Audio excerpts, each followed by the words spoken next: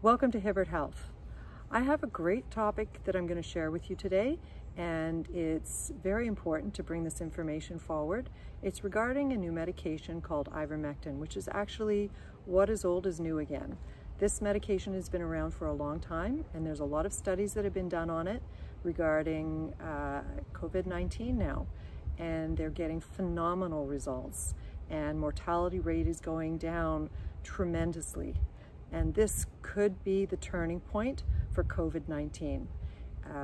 We will be talking, Nicole Ziegler, we will be talking about how we have tried to reach out to the media. We've had journalists in touch with us, but they don't seem to be able to bring this forward to the public. And Health Canada is not jumping on it, WHO is not jumping on it, and internationally, all of the studies that are being done are looking quite amazing. So we thought this was a good medium to start the introduction of ivermectin and studies that are going on, so people will start to look into this and bring it forward to the public. Now, Nicole has a very interesting story to tell us about her family, her mother in particular, who was living at a nursing home called Valley View Residence in Toronto, Canada. And they had an outbreak of scabies, and ivermectin was used, which is usually used for parasite treatment of any type of parasites. And it inadvertently has turned into a double-blind study that's phenomenal. So I'd like you to meet Nicole now, because if I keep talking, I'm going to tell the whole story, and this is not my story to tell. This is your story, Nicole. So please, here's Nicole, and please listen carefully to everything she has to say. Thank you. Hi, Nicole. Welcome to Hibbert Health. I want you to tell the story about your experience with the ivermectin and how it inadvertently turned into a double-blind study as COVID-19 started to take over all the nursing homes. So why don't you go ahead and tell us your whole family story? Okay, so my mother was a resident at Valley View Nursing Home in North York. She's 92 years old. She was residing on the 3rd floor. And in the month of February, they had a scabies outbreak, which is common in nursing homes. And they tried to treat it with a topical cream. And when that didn't work, they just sent out a mass letter to every family that they were going to give a single dose of ivermectin to deal with the scabies outbreak, which obviously we all agreed to because there were no side effects, and that was the way they were going to go about it. And that was in late February. What happened, so you had 170 residents receive this dose, and the 4th floor, which was the one that was experiencing the scabies outbreak, got the highest dose of ivermectin over the other residents, which were given sort of a preventative, I guess, dose. And it was a single pill dose, and it lasts 23 days, actually, I think they said 23 to 30 days it lasts in their system. And that was late February, maybe beginning of March. As it so happens, as we've experienced all over the world, they had a COVID outbreak at the Valley View Nursing Home. But what was unusual with this one is that they had more staff, who of course never took this medication. More staff were infected than residents. And in fact, on the 4th floor, which is the floor that had the scabies outbreak and they received the highest dose, had the most infected staff, and not one single resident was infected with COVID. And Nicole, how old were most of the residents there? Oh, I would say medium age would be at least 85. And did they have other illnesses? And they had chronic, all of them. This is a nursing home. They all have chronic conditions. I mean, some of them are on feeding tubes. Most of them aren't mobile. They have, for sure, a million other, health issues at the same time. And yet not one, and they all receive very close contact care. So most of them need feeding. They definitely need help with, cleaning and washing and dressing. So there's a lot of close personal contact between the PSWs and the residents. And yet not one single resident got COVID on that floor. And in the rest of the residents, there were very few. And in fact, there were only 6 in total. And 4 of them were asymptomatic, including a woman that's almost 100 years old. My mother was another one of the COVID cases. Now, she ended up passing away, but frankly, I think it was more because of neglect and dehydration, because we were allowed access to her the entire time that she was COVID, and she was asymptomatic as far as we could see. All she had was a fever for about a day and a half, a low-grade fever. And, but we noticed when I would go in that she was extremely thirsty, and we were only allowed in for small amounts of time each day, one of us only per day. Sometimes not more than 10 or 15 minutes. I could squeeze out on occasion a half an hour. And in every single time we went there, we found her extremely thirsty. She was, which is not like her, because we used to call her a camel, and she never drank.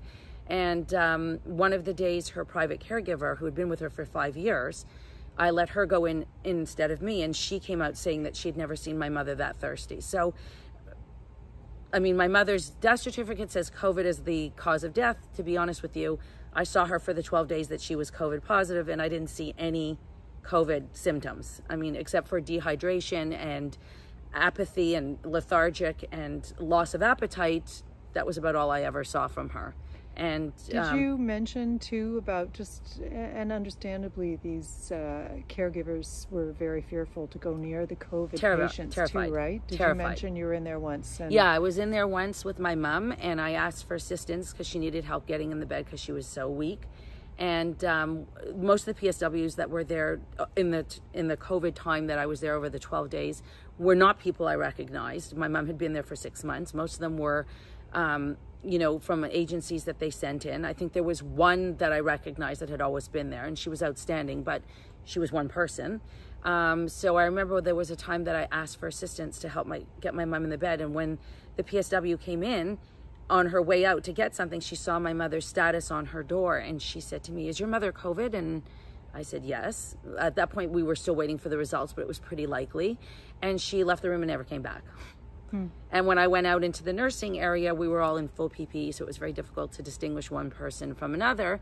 And I had mentioned that I was waiting for a nurse to come back, or a PSW to come back to assist me, and nobody came. And actually I was surprised because she was standing there and I wouldn't have known the difference, and she admitted it was her, and she didn't come back. And I said, "Well, why didn't you come back?" And she just said, "Oh, I work on the other side," which, I mean, it was clear by her reaction. She was terrified and mortified, and I think the media is to blame for that, for the hype. I think a lot of unknown. And so you had a lot of very young, inexperienced, who had no familiarity with the actual residents there, taking care of, in my mother's case, one of the very few COVID patients in the entire nursing home, and people were terrified of her. Now, you mentioned that you noticed your mother was very weak, but why do you think she was weak? Because you mentioned they took away their walkers, etc. Oh, yeah. And so, I think that, did you feel that is what contributed well, to definitely it contributed. One of the first days that I went in there, which was only 2 days, they called me on a Tuesday to mention that she had woken up with a low-grade fever. And on the Thursday, they called me in to say that she was passing away and that I should come, and it was just a matter of time. And it was a little bit odd because the day before that, they called me to say her fever broke and everything was fine. So when I went in there, she was pretty okay still. She was very responsive, but she was weak. And I remember thinking back that when I needed the assistance to get her into bed, she didn't seem to know how to walk. And my mother was a very mobile 92-year-old. She was there for dementia, but she was still feeding herself, moving, walking, very, you know, just with a walker. And I'm thinking back, I noticed that the walker was nowhere in her room that I could see. And she was sitting in a chair because they were, from the previous week, they were relegated like just to their rooms. They were no longer allowed to get out of their rooms. So I think in the case, most of the patients there weren't mobile. So it really didn't make much of a difference whether they sat in their wheelchair in front of a TV or in the main sort of lobby area. But in my mother's case, she is a walker. So I did notice her walker was missing, or not in plain sight. So making it more difficult for my mother to actually get up and move around. So I think that contributed to her inability. When I asked her to get up, she suddenly didn't know how to walk, and she was walking 3 days before that because I had spoken to her through FaceTime, and she was walking and talking.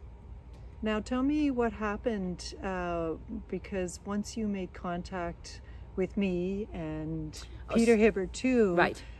Tell us the scenario of things that happened, and it looked like it was going to come into the media, but then what happened? We are in Canada too. Right. So what happened was I did mention one of the nurses at the nursing home when I called to check on the status of my mom had mentioned that they thought this ivermectin had saved their population in the nursing home. And at the time, that was when my mother was sick. I really wasn't paying that much attention because I was obviously sidetracked with other things. But I did ask, well, what are you talking about? And she said, oh, there's a drug called ivermectin, and they all received it. And we think it's saving everybody in here. So at that point, I looked it up, and I saw that there was a study out of the university in Australia that it hadn't been used on patients yet, but they had used it, I think, in the lab, and they noticed that it was killing the COVID virus within 48 hours. So I had mentioned this to a few of my friends because I thought it was, that's okay. I thought it was relevant. So after my mom passed away, a friend of mine had noticed this study that was that had been published, and Dr. Peter Hibbard was mentioned. So she sent me this on an early Sunday morning. She sent me the link and she said, you have to call this doctor. And I thought, how am I going to get in touch with a doctor in Florida who I have no connection to? Anyways, thank God for Google. I was able to look him up, and I contacted him, and he answered. And I told him what had transpired at this Valley View nursing home, which really piqued his interest because we both realized it was a double-blind study in effect without even trying to be one. It was serendipitously discovered that here we had this perfect study waiting for us. So Peter asked me to contact him by email, and he sent it out to you, his sister, as well as the media. And CTV actually also contacted me, but was unable to actually crack the dome. In other words, they contacted Valley View residents after I had sort of given the administrator a heads up that CTV would be contacting them because of this revelation that there was something special and unique going on here. And while I was speaking to the administrator, she at that point was the first time I had heard that the 4th floor had received this higher dose, which even made this whole thing even more important, really valuable. So when I told CTV, they tried to contact Valley View, and immediately the door was shut. Valley View said that they had no comment and that they would not discuss anything that had happened, and they had no official comment, which shocked me because I really think that we are sitting on something that's huge that could possibly, you know, not only be treatment, but preventative even as well. And nobody wants to talk about it. And I find that's very disturbing. Well, that's why we're here today too, and just getting some information out there, and hopefully what we're doing today can start to spread around, and just this information can get to different places around the world. That's what's the real hope. Yeah, it's unfortunate that even in the States, it's come forward on Newsmax, and it hasn't been picked up. The World Health Organization's not picking up on it.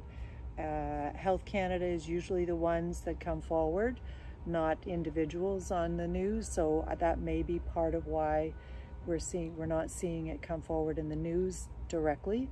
But even trying to get in touch with Health Canada and draw attention to this, we don't seem to be getting much of a response. So hopefully very, very soon, because lives are at stake. Yep. And I think this is as amazing as it appears to be.